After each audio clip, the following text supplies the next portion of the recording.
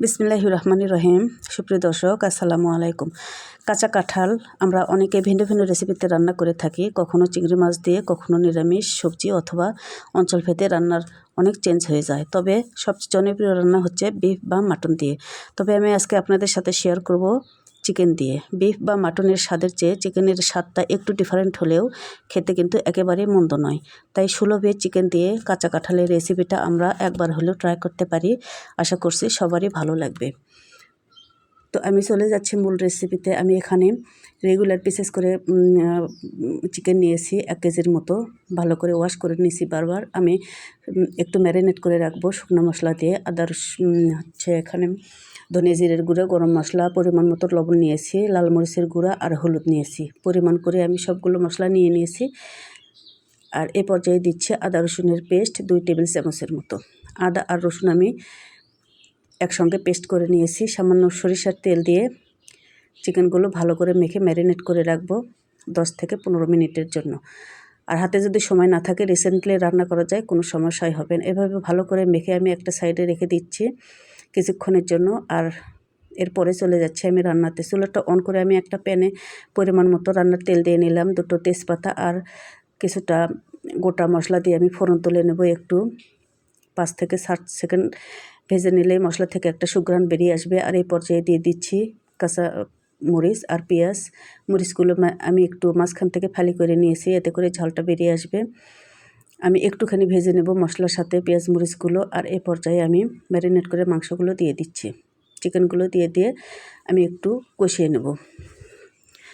Medium হিটে চিকেনগুলো আমি কষিয়ে নিব।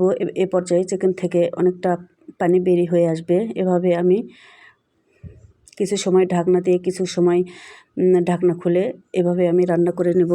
এতে করে চিকেনটা 70% মতো সিদ্ধ হবে এবং ভাজা ভাজা হবে আর কি। তো আমি এই পর্যায়ে দিয়ে দিচ্ছি 2টা আলু কিউব করে কাটা।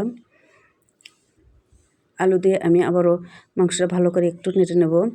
তো কাঁঠালের তরকারি বলতে আমরা সাধারণত গরুর মাংস কিংবা খাসির মাংস বোঝাই, কিন্তু এভাবে করে রান্না করে দেখবেন, একেবারে কিন্তু খারাপ লাগে না, অনেক মজা লাগে আর কি। তো আমার মাংসটা কষানো হয়ে গেছে, দেখতেই পাচ্ছেন লাল লাল হয়ে গেছে।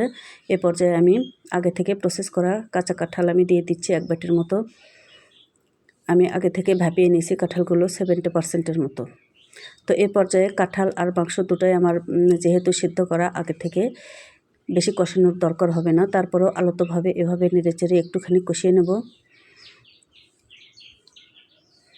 আর এ পর্যায়ে আমি মাংস ভালোভাবে সিদ্ধ হওয়ার জন্য পানি অ্যাড করে দেবো। এই পানিতে আমি রান্নাটা শেষ করে নেব। পানি দিয়ে সামান্য নেড়েচেড়ে ঢেকে রান্না করব। এরপর পছন্দ মতো রান্না হওয়া পর্যন্ত আমি রান্না করে নেব। আর শেষের দিকে আমি 2 টেবিল চামচ ঘি দিচ্ছি। এতে করে একটা এক্সট্রা ফ্লেভার অ্যাড হয়, যাতে করে খেতে অনেক সুস্বাদু হয় আর কি। ঘি যদি হাতের কাছে না থাকে আপনারা স্কিপ করতে পারেন। ঘিটা মিশিয়ে আমি একটু ভাজা জিরার গুঁড়া দিয়ে দমে রাখবো 5 মিনিট। চুলার হিটটা আমি একেবারে লো করে রেখেছি। এরপরে যে চুলার হিটটা আমি বন্ধ করে ঢাকনা দিয়ে 5 মিনিট রেখে দেব। 5 মিনিট পরে আমি মশলাটা রান্নার সাথে মিশিয়ে নেব। আর এখন আমার পরিবেশনের পালা। পরিবেশনের জন্য একবারে রান্নাটা রেডি হয়ে গেছে। আমি লবণটা চেক করে নিছি, পারফেক্ট ছিল। তো ভিউয়ার্স, দেখতে পাচ্ছেন মাশাআল্লাহ অনেক সুন্দর হয়েছে রান্নাটা, খেতেও কিন্তু অনেক ভালো হয়েছিল। আশা করি একবার ট্রাই করবেন। আর ভিডিওটি যদি ভালো লাগে একটা লাইক দিতে ভুলবেন না কিন্তু। আল্লাহ হাফেজ।